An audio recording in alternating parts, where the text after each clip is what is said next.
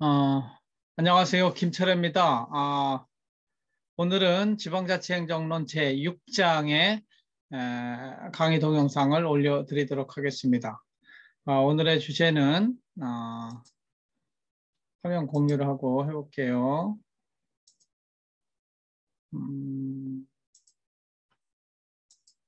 오늘의 주제는 그 지방 조직론이라고 할 수 있는 영역인데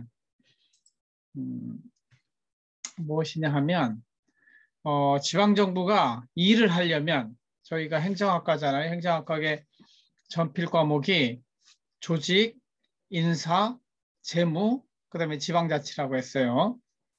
그래서 지방정부도 일을 하려면 조직, 인사, 재무가 필요한데 조직과 인사와 관련된 이야기를 오늘 다뤄보도록 하겠습니다. 그래서 대전시를 중심으로 지방정부는 어떻게 구성되는가?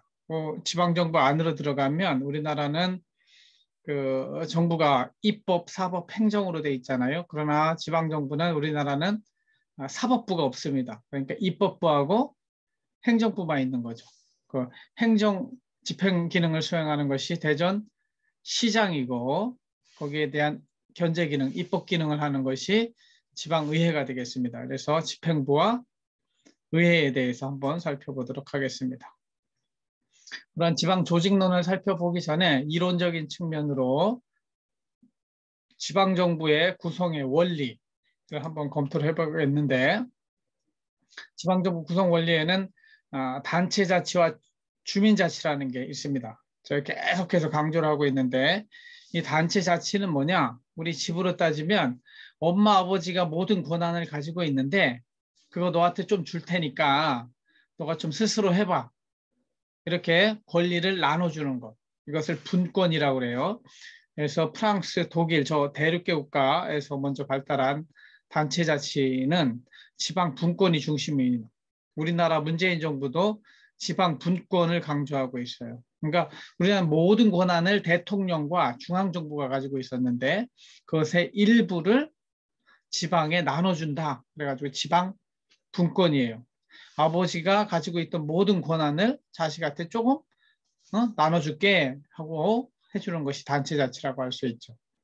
그래서 중앙정부가 보유한 지방에 대한 권한을 지방정부에 이양하는 데 초점을 갖추고 있습니다. 우리나라는 중앙정부에 자치분권위원회라는 곳이 있어요. 대통령 소속으로 여기서 자치분권 정책을 추진하고 있습니다. 물론 그 정책의 집행은 행정안전부에서 하고 있습니다. 두 번째, 주민자치라는 것은 뭐냐면 모든 권한이 누구한테 있는 거예요? 나한테 있는 거예요. 나한테 있는 건데 내가 못하는 거에 대해서는 아빠, 엄마가 도와주세요. 이걸 보충성의 원리라고 그랬죠. 그러니까 본래 자치라고 하는 것은 지방 정부, 주민이 가지고 있는 주민 주권주의에 의해서 주민이 가지고 스스로 해야 하는데 주민이 스스로 할 수 없는 거에 대해서는 중앙정부가 해달라고 하는 게 주민자치라고 볼 수 있겠습니다. 이거는 영미계 국가에서 발달됐고 주민 참여를 강조합니다. 그러니까 뒤에 살펴보겠지만 단체자치는 집행기관과 의결기관 중에서 집행기관이 센 이런 대립형을 많이 가지고 있고 그 영미계 국가에서는 기관 통합형, 먼저 의회를 뽑고 의회에서 다시 기관장을 뽑는 그런 통합형을 가지고 있습니다. 우리나라에도 주민자치의 성격을 가지고 있는 다양한 제도들을 지금 확대하고 있습니다. 주민자치위원회라든가 여러분들 가다 보면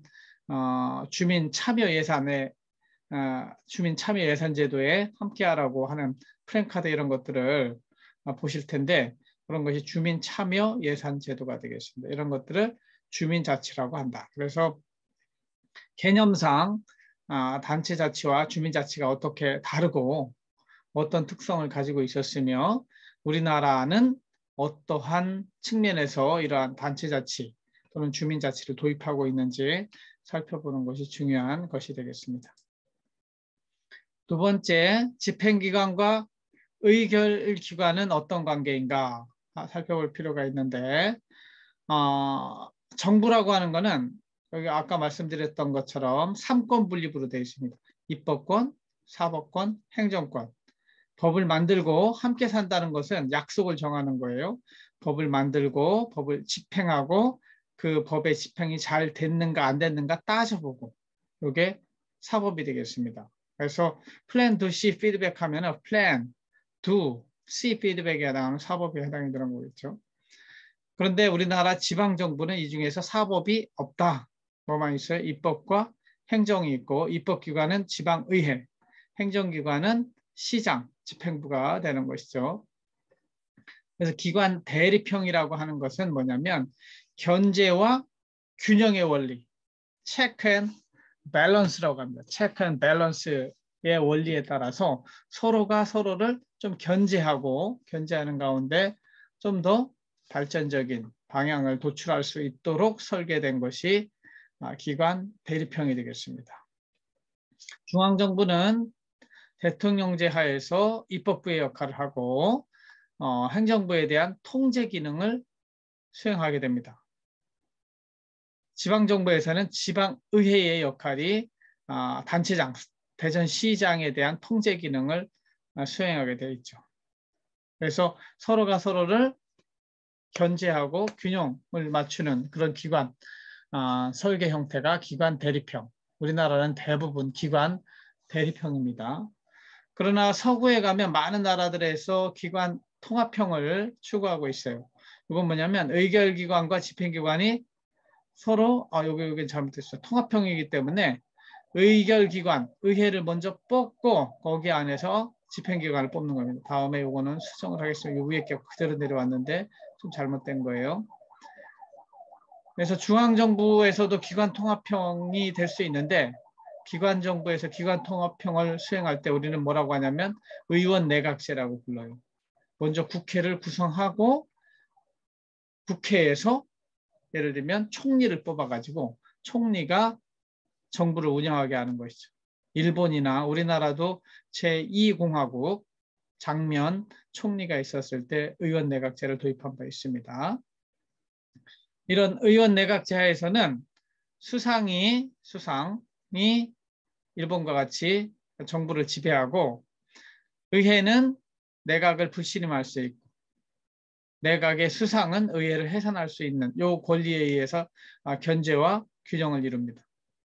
그래서 기관 통합형 하에서 지방정부에 이렇게 적용이 된다면 지방정부 의회를 먼저 의원들을 뽑아요. 거기에 다수당의 대표가 누가 되는 거예요? 집행기관 대전시장이 되는 거죠. 그래서 대전시로 따지면 통합형으로 간다 그러면 대전시의회의 의원들을 먼저 뽑아요. 그러면 의원들이 모여서 대전시장을 또 뽑는 것이죠. 이렇게 되어 있습니다. 이런 기관 대립형과 통합형의 절충이라고 하는 것은 적절하게 여기서도 뽑고 여기서도 뽑고 두 개를 우리를 따지면 짬뽕하는 거죠.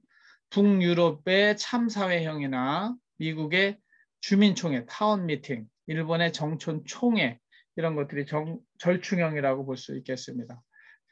북유럽의 참사회형이라고 하는 것은 의회를 뽑아가지고 그 안에서 서로 돌아가면서 이 집행기관의 짱을 맡게 되는 것이죠. 기본적으로는 통합형에 가깝다고 볼 수가 있습니다. 주민총회라고 하는 것은 100% 주민총회는 아닌데 그 주민들이 전체 1년에 한 번씩 모여가지고 그 총회에서 이런 것들을 다 대표기관, 다 대의기관이죠. 지방의원도 뽑고 집행기관 장도 뽑는 그런 형태를 주민총회라고 합니다. 일본에는 정촌총회라고 이렇게 부릅니다. 그래서 이런 총회용으로 간다 할지라도 모든 것을 다 여기서 하지 않고 굉장히 중요한 주주총회도 그렇습니다. 주식회사도 1년에 한 번 주주총회를 통해서 중요한 결정을 하듯이 주민총회를 통해서 중요한 결정만 요 주민총회에서 하는 절충형의 형태도 있습니다. 다음으로 집행기관에 대해서 한번 살펴볼게요. 일을 하려면 조직을 만들어야 되잖아요. 조직을 만들 때 실제 일을 하는 기관이 집행기관이고 그 집행기관에 대한 견제와 균형 또 통제를 하는 기관이 우리나라는 의결기관. 그래서 집행기관과 의결기관이 서로 대립하게 돼 있다고 그래가지고 우리는 기관 대립형 지방자치를 하고 있다. 이렇게 부르는 겁니다. 그러면 집행기관, 즉 시장을 구성할 때 만들 때 선거권, 피선거권은 어떻게 되느냐? 지방자치이기 때문에 이 집행기관을 누가 만들어내냐면 지역 주민들이 만들어내야 그래야 이것이 자치가 되는 겁니다. 그래서 선거가 꽃이에요. 집행기관 만드는 정치에서는. 투표권자는 지방선거에서 투표권을 가진 사람, 즉 선거인 명부 작성일 기준으로 만 19세. 여러분들은 대부분 할 수 있을 거예요. 내년에 지방선거가 있습니다. 내년 6월에 그때 참여하도록 하세요. 그리고 해당 지방자치단체에 주민등록이 있는 사람 이렇게 됩니다. 그래서 일정 기간 내에 주민등록 등본을 마감을 합니다. 그 기간에 있던 사람이 투표권자가 되겠습니다. 선거권이 없는 사람은 금치산 선고를 받은 사람, 형 집행이 완료되지 않은 사람, 선거범, 선거로 인해서 범죄를 저지른 사람. 금치산 선고라고 하는 것은 일종의 이제 성인이 만 19세 이상이 되었는데도 불구하고 실제 정신 능력이 온전히 합리적인 판단을 할 수 없다고 법원에서 금치산 선고를 내리게 됐습니다. 그래서 이런 사람은 재산 처분도 혼자 할 수 없고 왜냐하면 너무너무 위험하니까 그런 사람은 선거도 참여하지 못하게 되어 있는 것이죠. 민법에 나와 있는 내용입니다. 그 다음에 피선거권자, 대전시장에 나갈 수 있는 사람은 몇 살이 이상이 되어야 되느냐? 만 25세 이상의 주민이어야 합니다. 선거에 현재 계속해서 60일 이상 해당 지자체에 주민등록이 있는 사람이고 이 선거권이 피선거권이 없는 사람은 당연히 선거권이 없는 사람 안 되고 법원 판결 또는 법률로 피선거권을 상실한 사람. 그러니까 선거법이 있잖아요. 죄를 지으면 이것도 피선거권을 상실하는 경우가 있거든요. 여기에 들어가는 사람들은 출마할 수 없어요. 출마할 수 없는 사람을 말해요. 대통령은 아마 우리나라 만 40세 이상인가로 돼 있어가지고 예를 들면 요번에 그 국민의힘 대표가 된 이준석 대표 같은 사람은 대통령에 나갈 수 없는 것, 즉 피선거권이 없는 것이 되겠습니다. 그 다음에 단체장, 대전시장은 어떻게 구성되며 권한과 책임은 무엇인가? 일단 단체장이 이 선거를 통해서 임명이 되게 되는데 주민투표로 보통, 평등, 직접 비밀선거를 치르게 되어 있습니다. 이건 사탐 시간에 다 배웠듯이 보통선거, 평등선거, 직접선거, 비밀선거. 이거는 차별이 없는 거, 남녀 차별 없는 거, 차별이 없는 보통선거라고 그래요. 그리고 나이가 만 19세 이상 되면 누구나 할 수 있는 거. 평등선거는 1인 1표, 직접선거, 비밀선거 뭐 이렇게 되어 있습니다.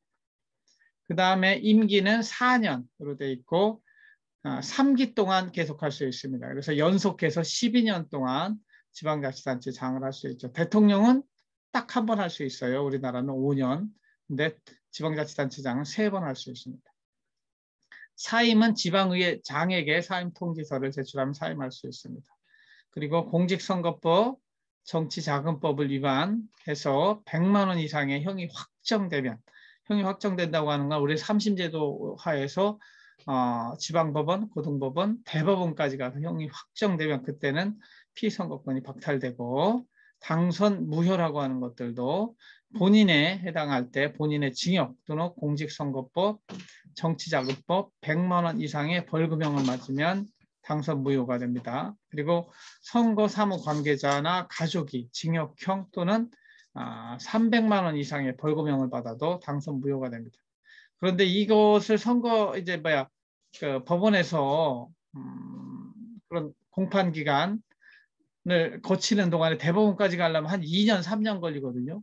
그러니까 사실상 대전시장도 옛날에 권선택 시장이 죄를 져가지고 죄가 확정됐는데도 불구하고 거의 다 끝나버렸어요.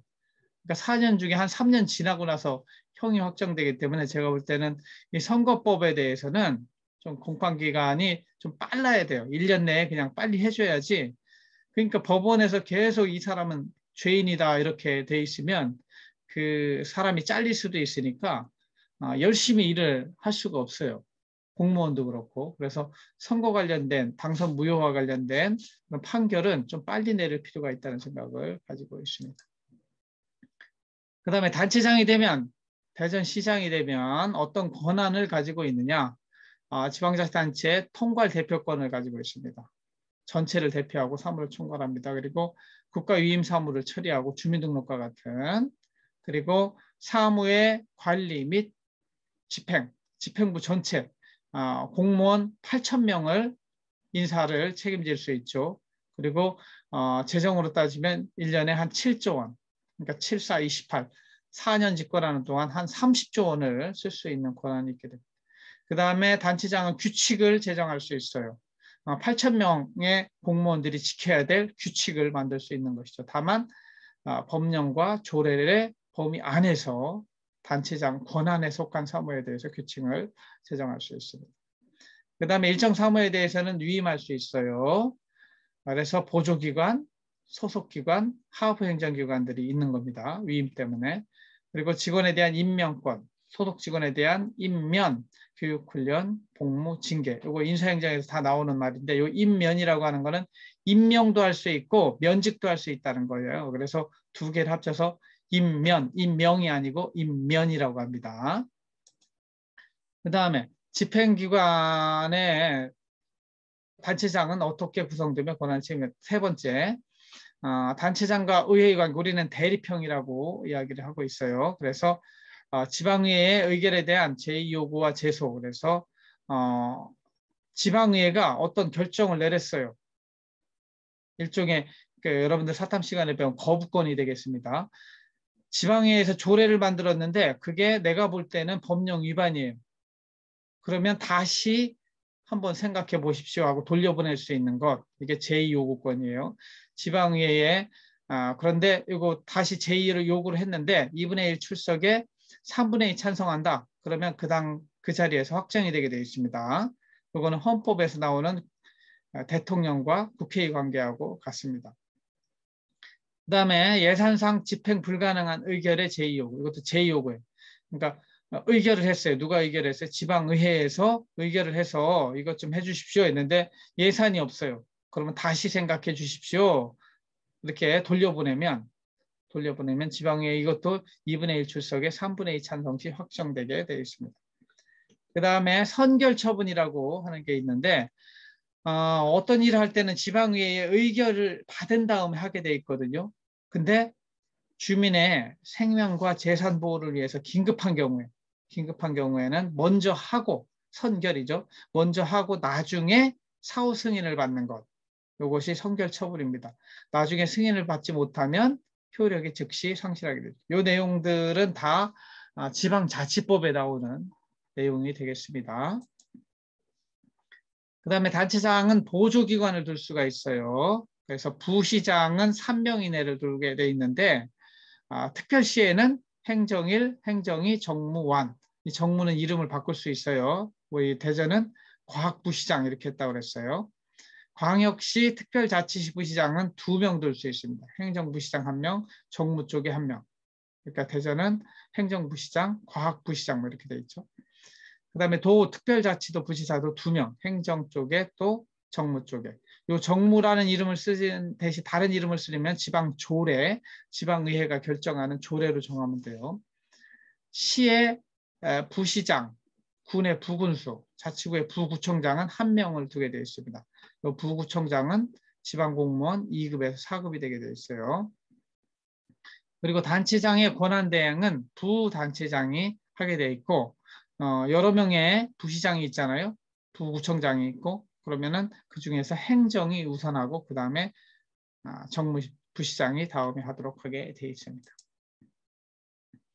그 다음에 소속 행정기관으로는 직속기관, 사업소, 출장소, 합의제 행정기관, 자문기관 이런 것들이 있습니다. 직속기관이라고 하는 거는 그러니까 지방자치기 때문에 지방자치의 지방에서 정하는 법이 조례예요. 조례로 소방, 교육, 훈련 요 관련된 기관들은 어떻게 했어요? 행정 소속기관으로 직속기관으로 만들 수 있게 되어 있습니다. 그리고 조례로 특정 업무에 대해서는 사업소를 설치해서 운영할 수 있게 되어 있고요. 그 다음에 원격지에 좀 멀리 떨어진 곳에 대해서는 출장소를 만들 수 있게 되어 있습니다. 그리고 조례로 행정위원회 설치할 수 있고요. 자문기관으로 심의회, 위원회 같은 거 이건 상당히 자유롭게 설치할 수 있게 되어 있습니다. 그래서 대전시장이 되면 대전시 공무원뿐만 아니라 조직도 자기 마음대로 할 수 있고 굉장히 4년 동안 좀 자유롭게 대전시를 운영할 수 있는 사장이 된다고 볼 수 있겠습니다. 그 다음에 단체장의 하부 행정기관이 있는데 하부라고 하는 거는 이거는 지역 주민이 직접 뽑아야 자치인데 이게 아니고 그냥 단체장이 임명하는 기관들이에요. 그래서 하부기관의 행정구, 천안시의 동남구, 서북구는 행정구라고 그랬죠. 읍면, 동장 다 대전 시에서 그러니까 요거 읍면동은 뭐냐면 여기죠. 그 기초자치단체에서 임명하도록 되어 있습니다. 하부기관 장에 임면은 행정구청장이 일반 공무원인 시장이 행정구청장을 임명하게 되어 있고 읍면 동장은 시, 군, 구, 구청장이 임명하게 되어 있습니다. 하부기관의 장의 직무권한은 상급기관 시장이 임명했으면 시장 말을 들어야 돼요. 여기 면장이라든가 읍장이라는 사람들은 시, 군, 구청장이 임명한 그 사람의 말을 듣도록 되어 있습니다. 물론 교육, 과학 및 체육에 관한 거는 우리나라는 교육에 관해서 교육자치가 따로 돌아가고 있기 때문에 제가 나중에 교육자치 따로 1시간 할 거예요. 그래서 그거는 교육감이 있고 교육지원청이 있고 따로 이렇게 돌아가게 되어 있습니다.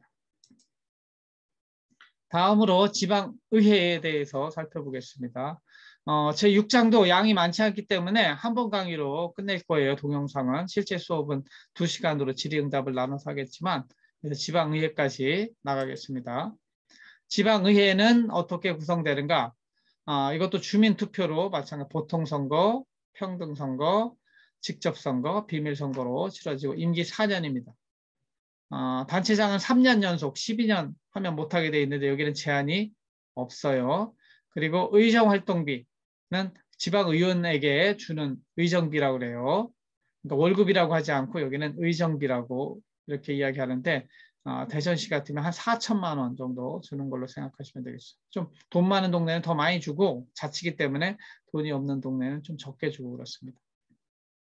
그리고 기초의원과 광역의원이 있어요. 우리가 2계층이라고 했잖아요. 대전시가 있고 대덕구가 있고 이렇게 해서 광역자치단체, 기초자치단체 이렇게 있는데 기초자치단체에서 일하는 지방의원들에 대해서 정당이 공천해야 되는가? 우리나라는 모든 선거를 정당을 보고 하기 때문에 사람 인물을 보지 않아요. 제 민주당이야? 국민의힘이야?